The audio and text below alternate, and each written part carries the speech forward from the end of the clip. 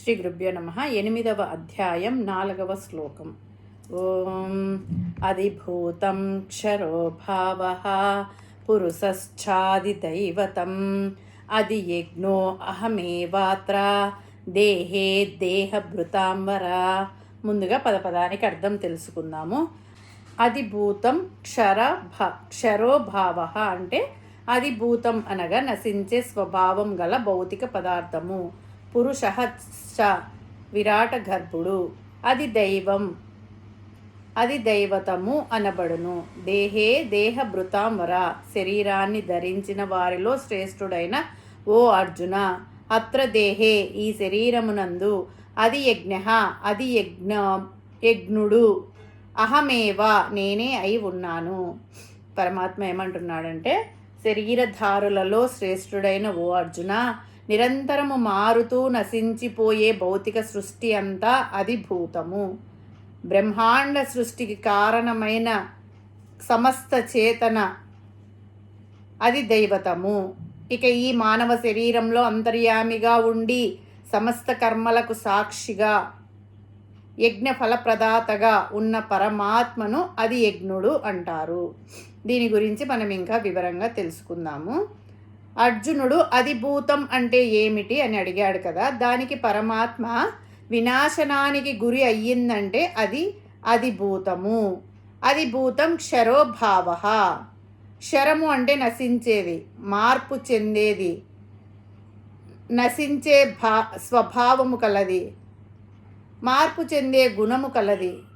దీనిని అధిభూతం అని అంటారు.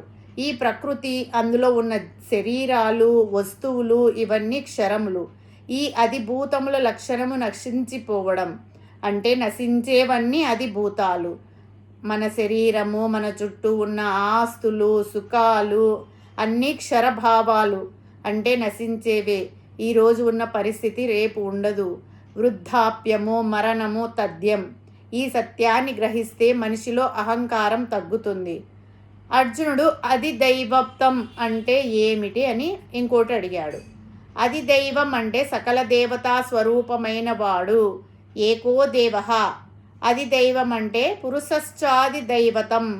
అందరి శరీరాలలో ఉండే ప్రథమ జీవుడైన హిరణ్య గర్భుడే ఈ దేవతలందరి యొక్క స్వరూపము.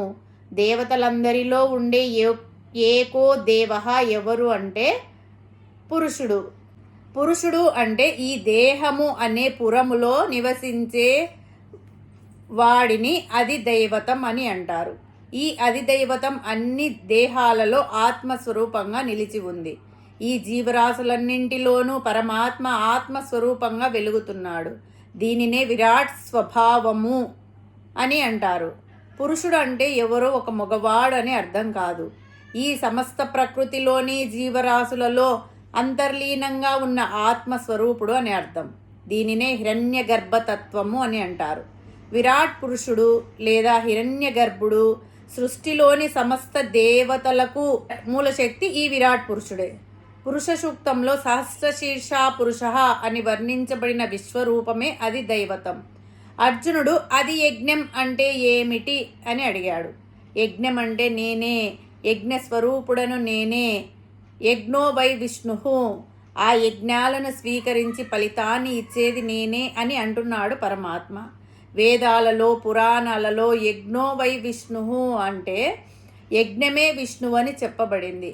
యజ్ఞయాగాదుల ద్వారా సమర్పించే హవిష్యులను స్వీకరించి తిరిగి ప్రకృతిని నడిపించే లయకారుడు, రక్షకుడు అయిన శ్రీ మహావిష్ణువే అది యజ్ఞుడు. ఈ శ్లోకంలో కృష్ణ పరమాత్మ ఆ అధియజ్ఞుడిని నేనే అని స్పష్టం చేశారు. దేహే దేహభృతాంబర అనేది అర్జునుడి ఇంకొక క్వశ్చన్. దేహంలో కూడా యజ్ఞరూపంగా నన్నే భావన చేసుకోవాలి. దేహం ద్వారానే యజ్ఞాలను చేయడం సాధ్యమవుతుంది. కాబట్టి యజ్ఞాలంటే పరమాత్మ తప్ప మరొకడు లేడు. కాబట్టి యజ్ఞ రూపమైన విష్ణువును దేహంతోనే నిర్వహిస్తున్నాము. కాబట్టి దేహంలో ఉన్నది ఈ మహావిష్ణువే. దేహంతో మనము చేసుకునేటటువంటి యజ్ఞము విష్ణువే. కాబట్టి సర్వం విష్ణుమయం జగత్. యజ్ఞరూపంగా కానీ దేహరూపంగా కానీ దేహంలో కానీ హృదయంలో కానీ ఎక్కడైనా ఆ విష్ణువే ఉన్నాడు. అది యజ్ఞో అహమే వాత్ర దేహే దేహభృతాం వర అని పరమాత్మ చెప్పాడు. ఇలా పై 3 ప్రశ్నలకు అది భూతం అంటే ఏమిటి, అది దైవం అంటే ఏమిటి, అది యజ్ఞం అంటే ఏమిటి అనే 3 ప్రశ్నలకు పరమాత్మ అది భూతం క్షరో భావ పురుషశ్చాది దైవతం అది యజ్ఞో అహమే వాత్ర దేహే దేహభృతాం వర అనే శ్లోకంలో అర్జునుడి ప్రశ్నలకు సమాధానాలు ఇచ్చాడు. హరి ఓం తస్సత్.